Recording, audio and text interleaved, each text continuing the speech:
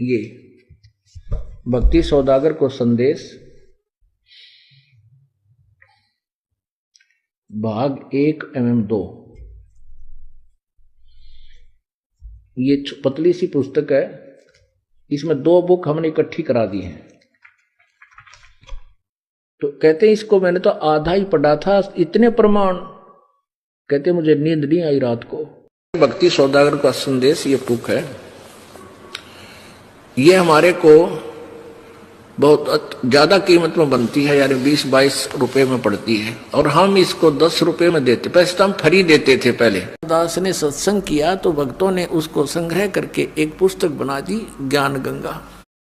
ज्ञान गंगा नामक पुस्तक परमात्मा के बच्चे अपने बहन भाइयों के पास एक संदेश वाहक बनकर भगवान के पहुंचा रहे हैं।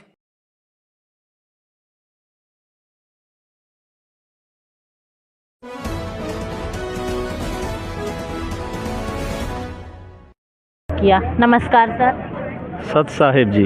क्या नाम है आपका और कहाँ से हैं आप? दास पंडित भगवती प्रसाद तिवारी है, ये जिला देवास खातेगांव तहसील से है।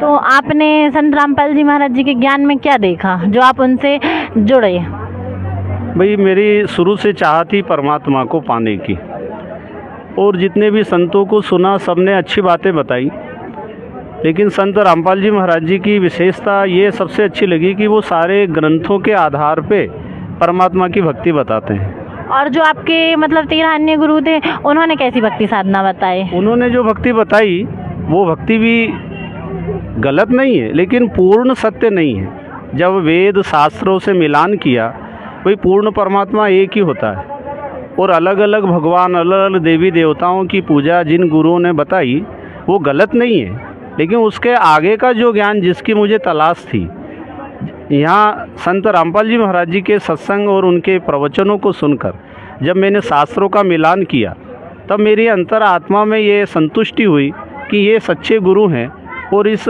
विधि के अनुसार भक्ति करेंगे तो ही हमारा मानव जीवन सफल होगा। हाँ, तो आज हमारी ऐसी न्यूज़ की टीम पहुंची है जिला नर्मदापुरम की तहसील सिवनी मालवा में, जहां पर संत रामपाल जी महाराज जी का सत्संग आयोजन किया गया है। और यहां पर पास में ही एक बैनर भी लगाया गया है, उस पर लिखा है जगत गुरु तत्वदर्शी संत रामपाल जी महाराज जी के पावन सानिध्य में 627वें कबीर प्रकट दिवस के उपलक्ष्य में विशाल भंडारा।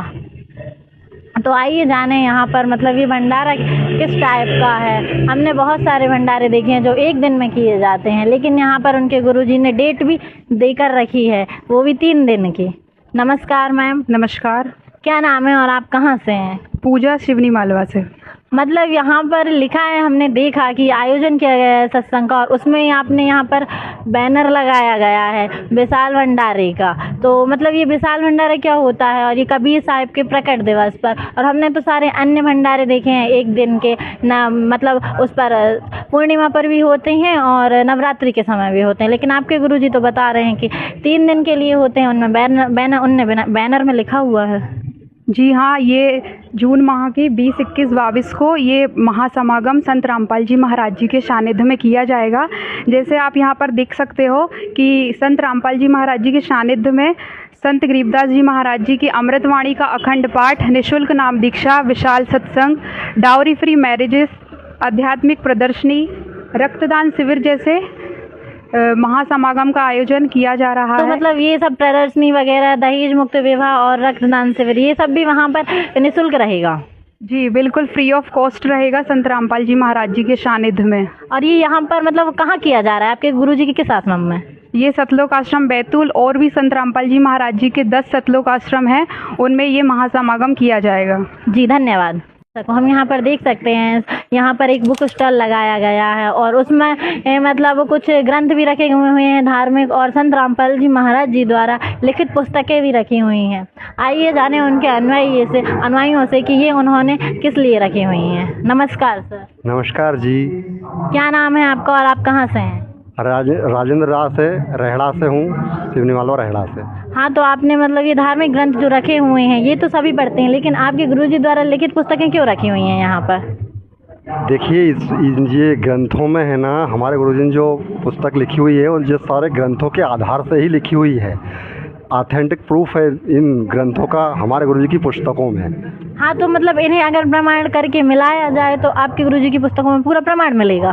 जी बिल्कुल, पूरा प्रमाण मिलेगा। जी जी, धन्यवाद। जी सत्संग से लेकर पत्तों तक बता देगा। वो तत्वदर्शी संत है। पहचान बताइए तत्वदर्शी संत। अब देखिएगा, ये है पूर्ण परमात्मा, ये परम अक्षर ब्रह्म है। ऐसे देखें, ये है जड़ जो मूल है, वो दो मूल, ये परम अक्षर ब्रह्म है, पूर्ण ब्रह्म परमेश्वर। ये 5 लोग हम हैं आगे, और मूल कौन है? ये स्वयं है परमात्मा, ये स्वयं है परमात्मा। ये देखिए। हाँ, तो दर्शकों, जैसा कि हमने देखा यहाँ पर संत रामपाल जी महाराज जी का सत्संग संपन्न हुआ, और यहाँ पर मतलब एक सर आए हुए हैं जो मतलब उन्होंने 13 गुरु बदल चुके थे, और ये संत रामपाल जी महाराज जी 14वें गुरु हैं, और ये मतलब खुद ही एक वो थे गुरु जो मतलब दूसरों को कथावाचक थे, जो मतलब दूसरों को कथाएं सुनाते थे। आइए जाने इन्होंने जुड़कर संत रामपाल जी महाराज जी से अपने जीवन में क्या बदलाव किया। नमस्कार सर। सत साहेब जी। क्या नाम है आपका और कहाँ से हैं आप? दास पंडित भगवती प्रसाद तिवारी है, ये जिला देवास खातेगांव तहसील से है। तो आपने संत रामपाल जी महाराज जी के ज्ञान में क्या देखा जो आप उनसे जुड़े? भाई, मेरी शुरू से चाह थी परमात्मा को पाने की, और जितने भी संतों को सुना सबने अच्छी बातें बताई, लेकिन संत रामपाल जी महाराज जी की विशेषता ये सबसे अच्छी लगी कि वो सारे ग्रंथों के आधार पे परमात्मा की भक्ति बताते हैं। और जो आपके मतलब 13 अन्य गुरु थे, उन्होंने कैसी भक्ति साधना बताई? उन्होंने जो भक्ति बताई वो भक्ति भी गलत नहीं है, लेकिन पूर्ण सत्य नहीं है। जब वेद शास्त्रों से मिलान किया, वही पूर्ण परमात्मा एक ही होता है, और अलग अलग भगवान, अलग अलग देवी देवताओं की पूजा जिन गुरुओं ने बताई वो गलत नहीं है, लेकिन उसके आगे का जो ज्ञान जिसकी मुझे तलाश थी, यहाँ संत रामपाल जी महाराज जी के सत्संग और उनके प्रवचनों को सुनकर जब मैंने शास्त्रों का मिलान किया, तब मेरी अंतरात्मा में ये संतुष्टि हुई कि ये सच्चे गुरु हैं, और इस विधि के अनुसार भक्ति करेंगे तो ही हमारा मानव जीवन सफल होगा। हाँ, तो मतलब संत रामपाल जी महाराज जी उनकी भक्ति के अनुसार मानव जीवन सफल बताते हैं। हाँ जी, क्योंकि वो शास्त्र विधि के अनुसार भक्ति साधना बताते हैं। जो मनमाना आचरण इस संसार में चल रहा है, वही अनेक गुरु हो गए, अनेक धर्म हो गए, अनेक पंथ हो गए, अनेक संप्रदाय हैं, और भगवान एक ही है, लेकिन उसके विधि अलग अलग तरीके से बताते हैं। जबकि हमारे हिंदू सनातन धर्म में मुख्य रूप से 4 वेद हैं, 6 शास्त्र है, 18 पुराण है, रामायण है, श्रीमद् भगवत गीता है, और पूज्य संत रामपाल जी महाराज जी इन्हीं के आधार पर सतभक्ति बताते हैं। तो आप मतलब एक कथावाचक थे, तो आपने आपकी कथाओं में क्या क्या बताया और क्या क्या पढ़ा? भाई, मैं श्रीमद् भागवत कथा प्रवचन करता था, और अभी तक लगभग 500 भागवत कथा मेरी हो चुकी, और 500 भागवत कथा में जो मैंने गुरुओं से सुना, संतों से सुना, वो बातें मैं सुनाई सुनाता था। भाई, शास्त्र तो मैंने पढ़े नहीं।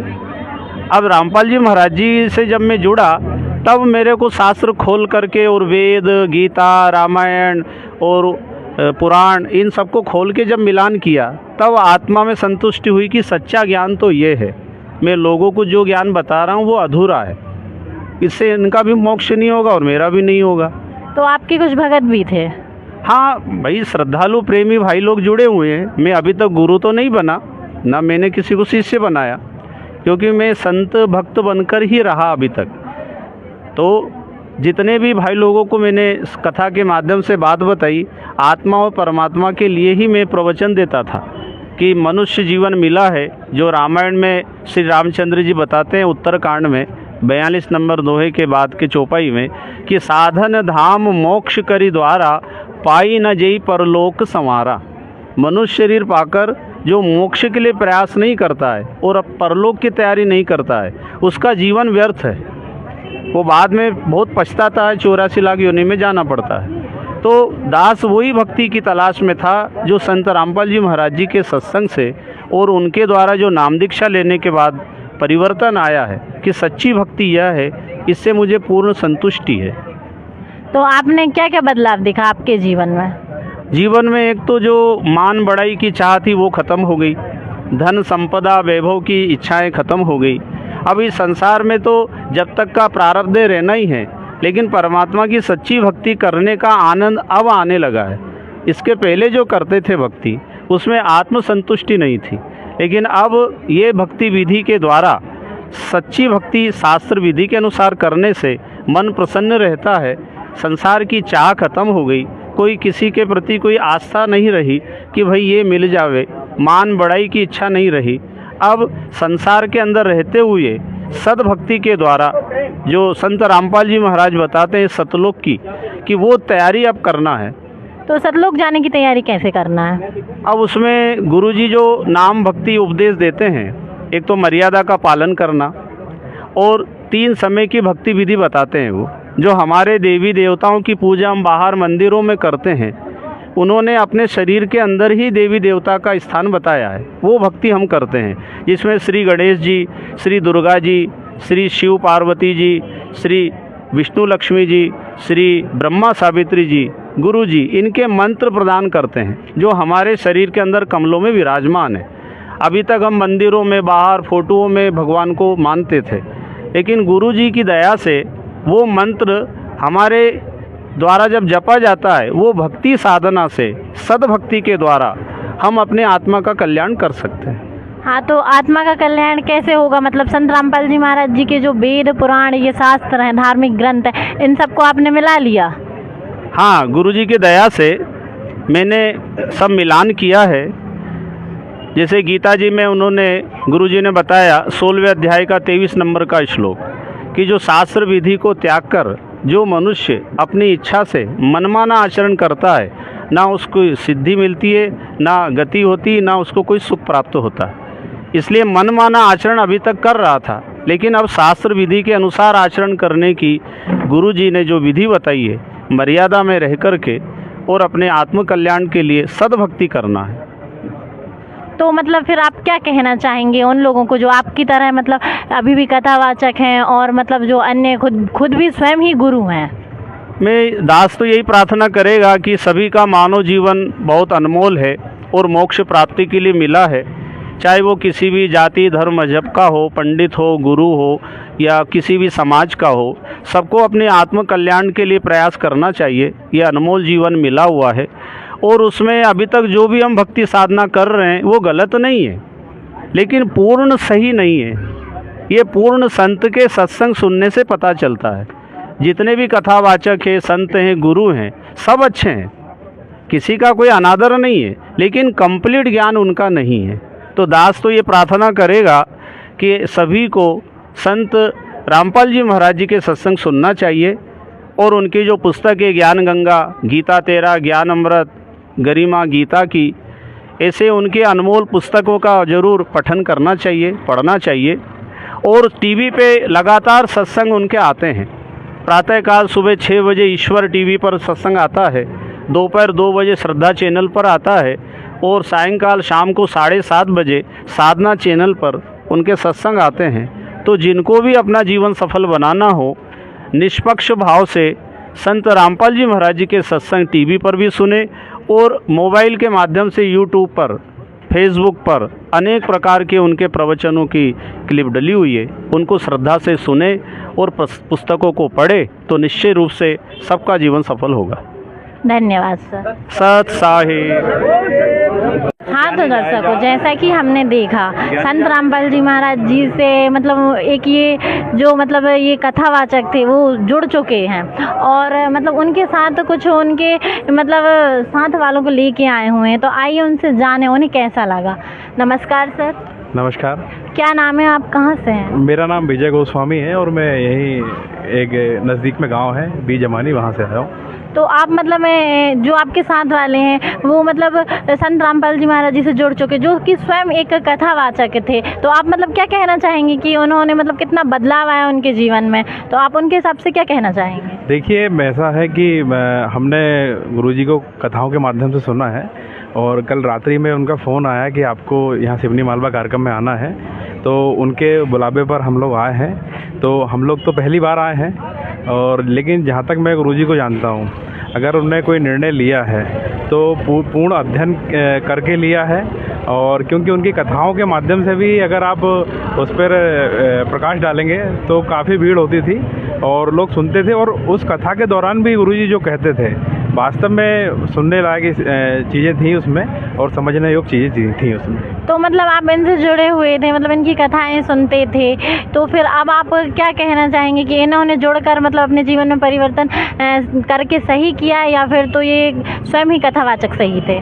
नहीं, देखिए, गुरुजी ने जो निर्णय लिया है वो मुझे नहीं लगता कि कोई असामान्य तरीक़ों से लिया होगा।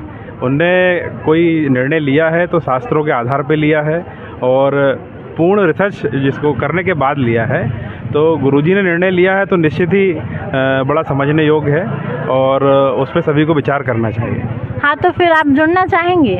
मैं, देखिए, ऐसा है कि मैं पहली बार आया हूँ, है ना, तो इस प्रश्न का मैं जवाब आपको ये कह के नहीं दे सकता कि मैं जुड़ना चाहूँगा, लेकिन मैं इसको इस विषय को ऐसा कहना चाहूँगा अपने शब्दों में कि गुरुजी ने कोई निर्णय लिया है तो कोई साधारण बात नहीं है।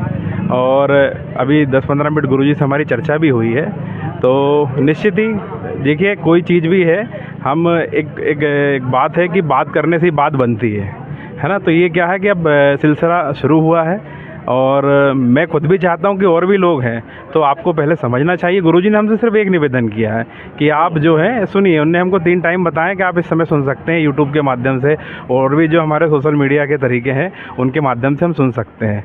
तो मैं तो खुद भी, जहाँ तक ये लोग जो चैनल आपके देख रहे हैं, मैं तो सभी से कहूँगा कि आप सुनिए ज़रूर, क्योंकि पुराणों में, वेदों में कोई भी संत हो, कोई भी महाराज हो, भगवत गीता हो, जैसे गुरुजी ने कहा कि कोई गलत नहीं है किसी में, किसी भी ग्रंथ में कुछ गलत नहीं लिखा है। बस हमें समझना ये है कि कहाँ अधूरा है और कहाँ पूर्ण ज्ञान है। जी, धन्यवाद सर। धन्यवाद। हाँ, तो दर्शकों, जैसे कि हमने देखा, ये जो कथावाचक एक गुरु थे जिन्होंने मतलब संत रामपाल जी महाराज जी के धार्मिक ग्रंथों को और उनकी बुकों को सब कुछ मिला करके उनका ज्ञान समझा और उनसे जुड़े, और उनके साथ जो उनके मतलब कुछ भगत आए थे उनको भी मतलब उन्होंने उनको भी बुक भी दिलाई और मतलब उनका ज्ञान भी समझाया। तो हम इससे अनुमान लगाया जा सकता है कि संत रामपाल जी महाराज समाज में कितने सुधार का काम कर रहे हैं, जो कि एक पूर्ण संत ही कर सकता है।